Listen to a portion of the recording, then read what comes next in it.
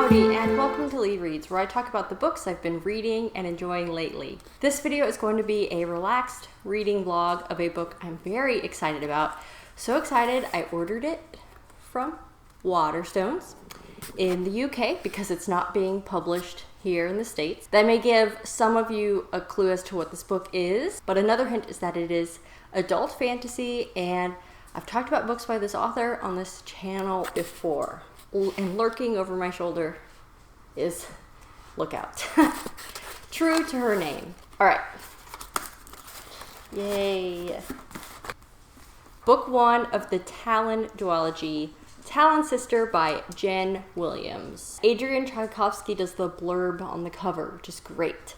An intricate and compelling new tale from one of the great original voices of fantasy. This book came out in the UK mid-September-ish, and I do not know when or even if it may become available here, but I heard Elliot at Elliot Brooks' channel talk about this book in an anticipated reads list, and I thought it sounded great. That's the fire department. It's hard to see it, but like the detail on the cover on this griffin and on some of the leaves, it's like foiled almost, very shiny, very pretty. Uncover a world of mythical creatures, ruthless religion, and a magical past that refuses to be forgotten from the multi-award winning author of The Ninth Reign. When Soldier Levin was transformed into a herald, a magical killing machine in the Imperium's brutal conquests, her mind was wiped clean. But strange visions still show her glimpses of the ancient and mysterious island of Brittletaine. Now with the war won and the Imperium satisfied, she wants to find out who she really is. Envoy Cato has done a number of important little jobs for the Imperium, most of them nasty, all of them in the shadows. His newest assignment is to escort the bone crafter Gwynedd Tiley as she travels across the Imperium. But Tiley's ambition alarms even Cato, and her conviction that she has found a new source of Titan bones buried deep in the earth could lead to another even bloodier war. Innes was raised by the Griffins and has never seen another human face. She lives wild on Brittletaine with her Talon sister, Tiruk. By choosing not to kill Innes when she was just a baby, the Griffins may have doomed themselves, because the girl's past is coming for her, and it carries a lethal blade. I want to know more about this ruthless religion and what it means to be a herald, and see how all these characters come together. So I will be popping in as I read over this weekend, letting you know my thoughts, keeping it spoiler free. All right, I'll check in soon. First update, I haven't read as much as I thought I might so far today because I spent my morning gardening, which was very nice. Out there listening to the birds, even though it's the first day of fall, technically it's still quite warm. So now I'm pretty tired, but I've been able to do a little bit of reading. I'm about 10% of the way through, enough to really get a sense of the characters and the beginnings of some of the world building. One notable thing that I thought was really cool was that the prologue opens up from the perspective of griffins. So if that doesn't convince you to check out a little bit about this book, then I don't know what will. But yeah, it opens with griffins, and then the real story starts 16 years later. In this world, the griffins have their kind of sanctuary. Humans don't trespass there. If they do, they get killed. And it's one of the areas that this empire has been unable to conquer so far. The empire has used its heralds to conquest and wage war, but now the war is over. The world is still getting set up. But Jen Williams is really great at writing unique worlds that have almost a little touch of horror to them and are mythic feeling. There are griffins and there are some other magical lore-like beings cropping up with the humans here that are really intriguing me and making me want to keep going. But first, it is dinner time, and then hopefully I can read a little bit more later tonight. Good morning. I meant to update last night before bed, and I didn't get a chance. I'm at the quarter mark, about 25% of the way through the book, and the characters are shaping up delightfully. if you've watched my videos for a while, you know I'm more of a character-driven reader. And with the main cast of characters here, they may not all be super complex, but they definitely have their flaws, and you can kind of see how they have these issues that they may need to overcome as the story progresses. But the situations that each of them are being slotted in is, of course, perfect to challenge that issue. And I can see how some of them may start coming together. In Brittletaine, that's the last known place where there are titans. Titans are like these creatures that made humans, and they are somewhat magical. Griffins are titans. There's a giant bear.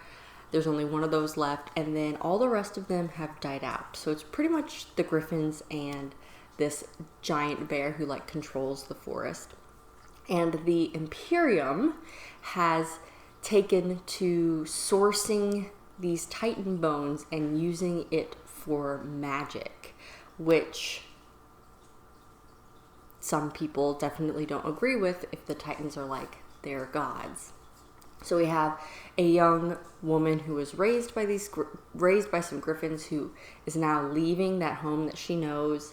Then you have a former warrior for the Imperium who was a herald. So she was the warrior, the very deadly warrior fashioned with this titan bone magic, and is now retired, but is drawn towards the titans, specifically the griffins. You have this other druid-like character who has to guide her on this journey. Brittletaine doesn't exactly welcome her there, but if she's going to be there, the queen there is going to take advantage of that and use her for purposes, and has sent this druid-like character to make sure she doesn't die along the way. And then there is a spy master for the Imperium who needs to make sure that the heralds doesn't cause trouble as her magic kind of degenerates. So it's being set up in a very fun way, and now that the pieces are set, I'm 25% of the way in.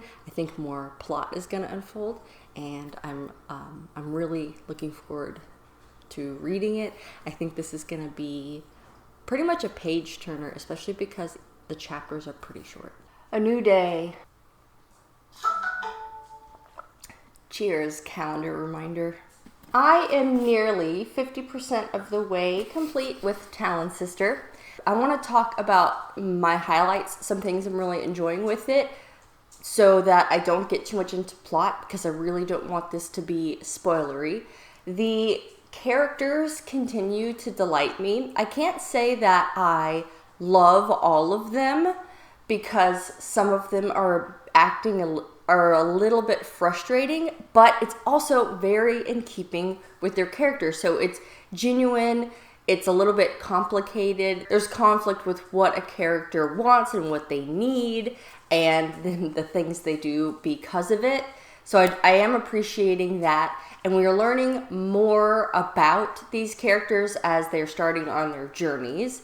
The world building is unfolding, and we're learning more about the magic. As far as I can tell so far, the author is not info dumping, but the foundations that she's laid out there so far are really cool. And I just really love the concept of these titans, these magical beings like the griffins, or I don't know if this is just Lord of the Rings lore, but the Bjorning, or the big bear. I really like how that's being tied into this world that seems like an alternate England, Ireland, Wales kind of setup. You know, in the hints with some of the naming, it's suggestive that it's like an alternative secondary magical world version of that particular setting, and drawing on some of the folklore from that setting, which I think is very cool. It's very, very readable because the chapters are short. It really keeps you invested and interested in what's happening with that character in that moment before we go to the next one. There's not a storyline or a character that I prefer not to read. That's a slog. They're all interesting. Stuff is happening. We're learning stuff, and we're going on an adventure. So I'm really enjoying it so far. I may not check in again until I finish it. It just depends, because I don't want to really get into the plot of it. I will check back in if something happens that I really want to tell you in the moment, or most likely I'll be back when I finish it with some final thoughts. All right, it is almost bedtime, but I have just finished TALONSISTER, and it was very good. I think that the character work was exceptional, especially the friendships and the loyalties that were woven between the main characters, some of the secondary characters, but then how that all interplayed together in the overarching plot was done in a way that was very satisfying. How that all impacted the plot, why the characters made the decisions that they did, and also more on the world building side of it, how the different layers and branches of the magic were distinct and yet connected. It was really cool. If you're familiar with the Winnowing Flame trilogy by Jen Williams, that one has a bit more horror elements to the fantasy, and this one is not as heavy on the horror. In fact, basically no horror, not like that book. So if parts of the world building kind of grossed you out in the Winnowing Flame, then this might be more up your alley. But the writing was equally good. As I've mentioned, the variety of characters, out of the host of characters that we have and the handful of narratives that we follow, they were all strong. There was not a weak link. And as you explore deeper in the story, it becomes clear that the setting, it's almost like a subtle retelling of another myth that I don't want to talk about because of spoilers, but there's a lot of lore woven in here and doled out fairly nicely throughout the story. And also I like how there are real consequences to the characters' actions. Because it's a duology, things definitely wound to a climax here in a satisfying way, and it really does feel like the story will be complete with the second volume. I've really been liking duologies lately. It's like the perfect amount of story. If you can get your hands on TALONSISTER by Jen Williams, I highly recommend it.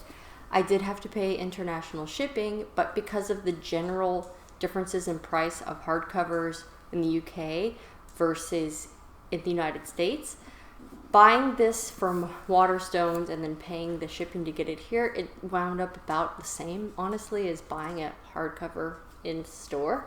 So if you really want to get your hands on it, that's an option. This is one of the favorite books that I've read this year. Maybe that's because I just finished it and I'm still like aglow with like, I really liked how this one concluded. TALONSISTER by Jen Williams, an adult fantasy with complicated characters that have great conflict, that make sometimes imperfect choices that impact the plot. Really great loyalties and friendships and dynamics between the characters, set in a backdrop of a lore-rich, almost retelling, alternate UK type setting with interesting magic to explore and some politics in there as well, and griffins on top of that. So very imaginative, well written, and I recommend this one. Let me know if you're interested in picking this one up now, or if you have recommendations based on this one of books in a similar vein that I should check out. I hope you enjoyed this more relaxed reading vlog style video, and as always, don't forget to support your local library. Thanks.